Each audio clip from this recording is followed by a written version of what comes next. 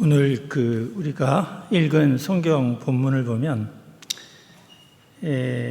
조금 이해가 되지 않는 부분이 있어요. 뭐냐면 여호와께서 요셉과 함께 하심으로 그가 형통한 자가 되어 그의 주인 애굽 사람의 집에 있으니 그의 주인이 여호와께서 그와 함께 하심을 보며 또 여호와께서 그의 범사에 형통하게 하심을 보았더라, 이렇게 증거하고 있고, 또 23절에 가서도 또 형통함이 나와요. 기독교를 우리가 잘못 생각한다면 세속적인 형통을 우리에게 주는 그런 일종의 우상적 종교로 이야기하기 쉬워요. 여기에서 말씀하시는 그 형통의 의미가 무엇인가를 오늘 상고하면서 여러분과 제가 함께 은혜를 나누고자 합니다. 여기서 형통함이라는 말이 나오는데, 지금 요셉은 분명히 어때요? 노예로 17살의 어린 나이에 형제들에게 배신당해서 노예로 팔려갔단 말이에요. 그런데 형통하다는 말이 나오거든요. 요셉이 진정 형통하려면 애시당초 팔려가지 말았어야죠. 노예가 되지 말았어야 되는 거죠. 근데 하나님께서는 요셉이 형통하다고 말하고 있습니다.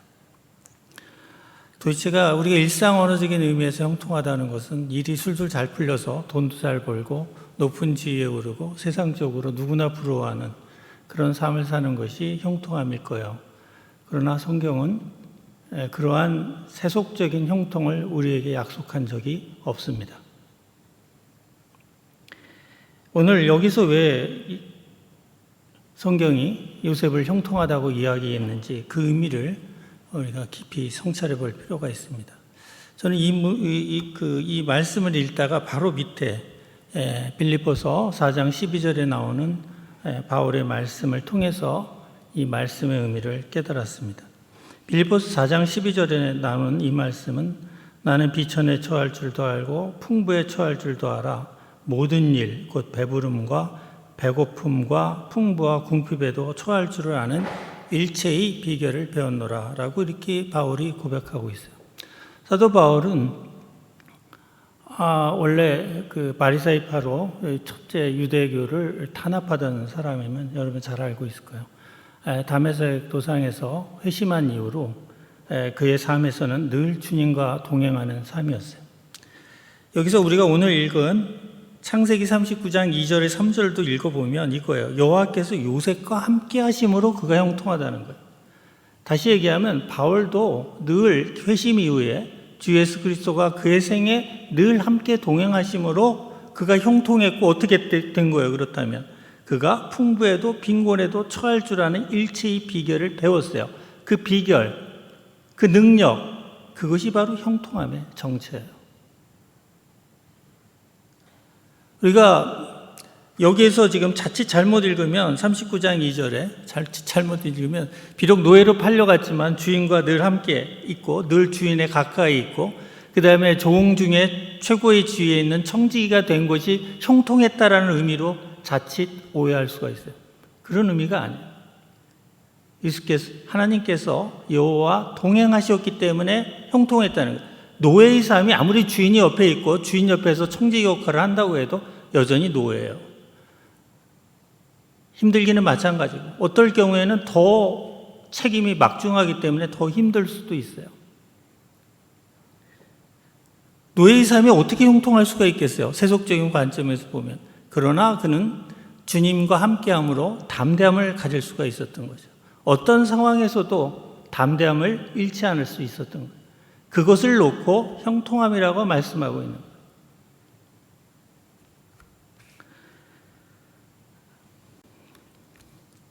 세상에서 말하는 세속적인 형통함은, 또 세속적인 복은 늘 화나 재앙을 감추고 있어요. 사실 우리가 세속적인 복을 우리가 얻었다고 하면 마냥 기뻐할 일이 아니죠. 여러분 잘 아는 세옹지마의 고사성어를 잘 알죠. 그 뒤에는 재앙이 숨어 있어요. 또 재앙이라고 생각했던 것이 어느 순간에 복으로 바뀔 때도 있어요. 끊임없이 변화해요. 그런 불완전한 복을 하나님께서는 약속하신 적이 없어요. 예수님도 마찬가지예요. 여러분 누가복음 11장 9절에서 13절을 보면 구하라. 그럼 얻을 것이요. 그렇죠? 찾으라. 그럼 찾을 것이요. 문을 두드리라. 그럼 열릴 것이다. 어떤 아버지가 아들이 생선을 달라 하는데 뱀을 주고 알을 달라 하는데 정갈을 주겠느냐. 그러면서 뭐라고 얘기해요? 모든 아버지는 내가 진정 아버지라면 그에게 가장 좋은 것, 즉 성령을 주시지 않겠느냐. 성령을 주신다는 거예요.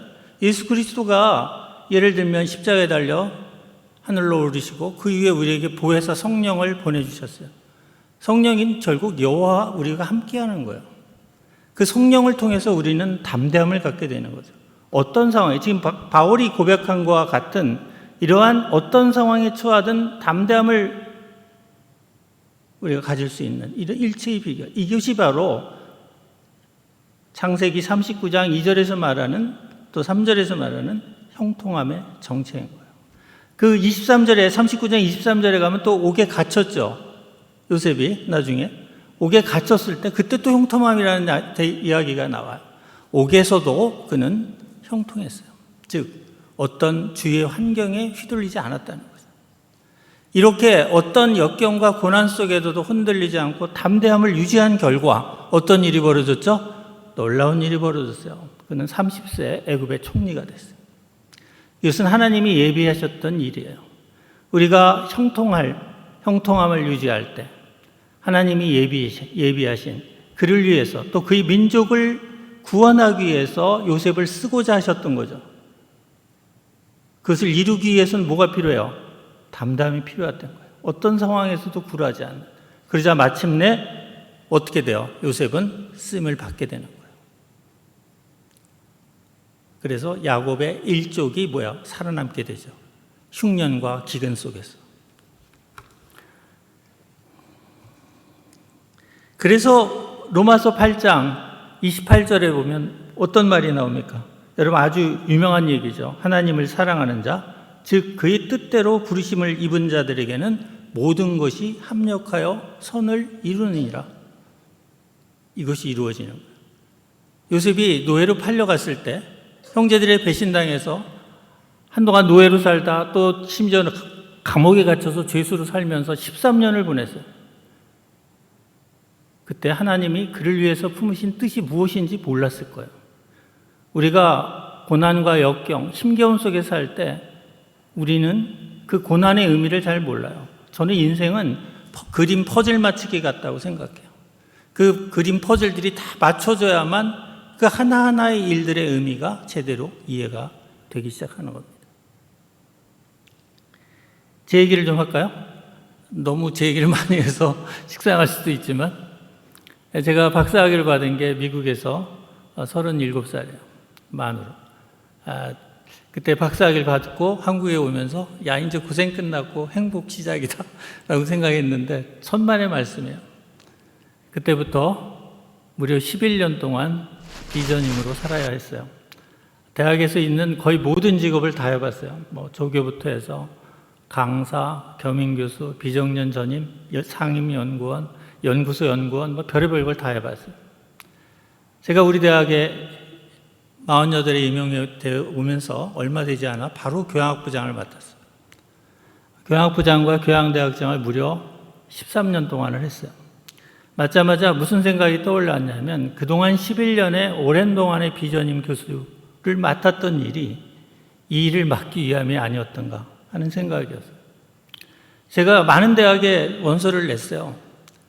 그런데 늘 떨어졌고 또 늘 강의를 할 때 전공학과에서 강의한 적이 거의 없어요. 늘 교양대학에서 강의를 했어요.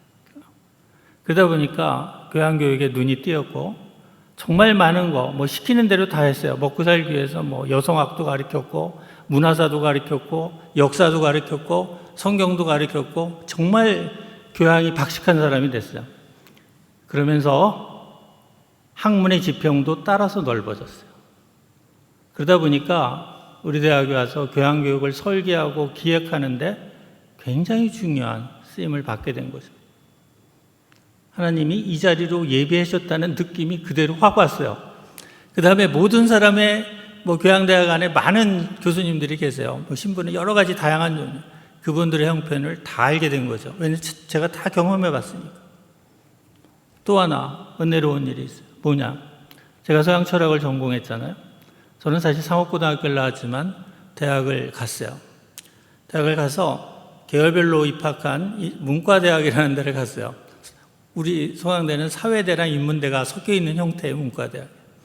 거기 갔는데 사실 영문과를 가려고 했지만 1학년 1학기 때 철학개론을 듣고 마음을 바꿨어요. 세상에 이렇게 멋진 학문이 있구나. 이 학문을 평생 해야겠다라는 마음의 결심을 하고 단지 2명만 선택하는 철학과를 소신 지원했어요.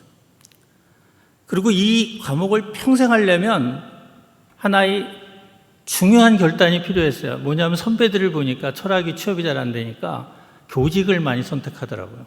왜냐하면 그 당시에는 교사 되는 게 어렵지 않았거든요. 그러니까 생활 방편이죠.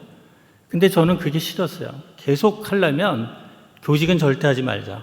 또 많은 선배들이 하는 게 경영학 부전공인데 그것도 안 했어요. 저는 상고를 나왔기 때문에 부기도 굉장히 잘했어요. 그래서 사실은 경영학과 가면 아주 편했어요. 회계학 같은 거 하면 딱 먹고 살기 딱 좋았죠. 그런데 안 했습니다. 그리고 학교에서 찾아봤어요. 취업이 안 되는 부전공이 뭐가 있나. 왜냐면 부전공은 필수였거든요. 찾다 보니까 신학이 있더라고요. 그래서 신학을 부전공했어요. 일종의 뭐예요? 배수의 진을 친 거죠. 끝까지 공부하려고. 예측한 대로 역시 대학을 졸업하고 너무 생활고 때문에 취업을 하려고 했더니 취업이 안 돼요. 철학 전공에 부전공 신학일 사람을 뽑아줄 데가 별로 없더라고요. 그래서 결국 대학원을 갔어요. 그래서 대학에 입학한 이래 바로 지난 8월 30일 제가 정년 퇴임할 때까지 무려 45년간을 대학에서 철학 공부만 했어요. 그런데 미국에서 제가 유학을 간 대학이 우리 당시 제가 유학 가기 전에 우리 학과의 학과장님인 미국 신부님이 우리 서강대학을 세운 세인트루이스 대학이라는 예수의 대학으로 저를 추천해 줬어요. 그래서 자매대학으로 유학을 간 거예요. 저는 분석철학을 석사 때 했기 때문에 분석철학을 공부할 마음을 갖고 떠났어요. 그런데 놀랍게도 그 대학은 분석철학을 전혀 개설하지 않는 대학이었어요. 그리고 중세철학과 기독교 철학이죠. 종교철학만 하는 대학이에요. 기독교 철학과 종교철학으로는 미국 내에서 아주 유명한 대학이었어요. 결국은 종교철학으로 전환할 수밖에 없었고 종교철학을 하고 왔어요. 그런데 흥미롭게도 한국의 대학에서는 철학과에서는 종교철학을 뽑지 않아요. 거의 안 뽑아요. 그러다 보면 자리가 없었어요. 신학교를 가고자 했는데 개신교 신학교에서는 제가 카톨릭 대학 나왔다고 안 뽑고 카톨릭 대학은 제가 개신교 신자라고 안 뽑아요. 그래서 11년을 비전임 생활을 할 수밖에 없었던 거예요. 그런데 이 대학에 와서 제가 교목실장이 됐어요. 바로 이 자리를 위해서 예비하셨던 것이 아닌가 하는 또 다른 생각을 갖게 돼요. 거기다 또 초교파적이에요. 우리 교회가 지향하는 게 초교파인데 저는 카톨릭도 잘 알고 개신교도 잘 알아요. 왜? 모든 교육은 카톨릭에서 받았고 신앙생활은 늘 교회를 다녔거든요. 중3 때부터. 이것이 바로 하나님이 일하시는 방식이세요. 결국 모든 것이 합력하여 선을 이루는 방식이었어요. 그러나 요셉처럼 긴 고난의 기간이 있었어요. 제가 48살까지 제대로 돈을 벌어본 적이 없어요. 거의 강사비 수준이었어요. 어떤 애는 연봉이 900만 원이었어요. 믿겨지지 않죠. 한 달에 900을 받아도 현찮은데 연봉이 900이었어요. 연봉이. 그걸 48살까지 했다고 생각해 보세요. 이런 것을 이기는 힘은 그저 한 사람의 노력만으로는 어려워요. 그래서 우리가 신앙이 필요한 것이고 우리가 형통함이 필요한 것이야. 그거를 우리는 생각할 때 저 사람은 형통하지 않다라고 저를 보면서 많은 사람이 그랬겠죠. 세속적 관점에서 본다면. 그러나 하나님의 관점에서는 바로 제가 형통한 사람이었던 거예요. 여러분들 이 자리에 있는 학생들 또 우리 교직원들 힘겨운 분이 많을 거예요. 그러나 생각을 바꾸시기 바랍니다. 여러분들 지금 현재의 삶이 여러분에게 형통할 수 있어요.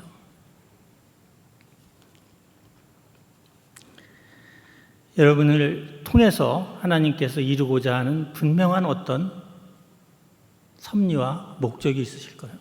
저는 모든 사람은 하나님의 섭리 안에서 쓰임받도록 이 땅에 태어났다고 생각해요. 그것을 위해서 여러분들 어렵고 힘들 때면 늘 기도하시기 바랍니다. 하나님께서 여러분과 함께 하실 거예요. 그리고 여러분을 형통함으로 이끌어 주실 거예요. 잠시 기도하겠습니다. 하나님 아버지 감사합니다. 이번 학기 첫 수요 예배에서 많은 사람이 참여하게 해주심을 감사합니다.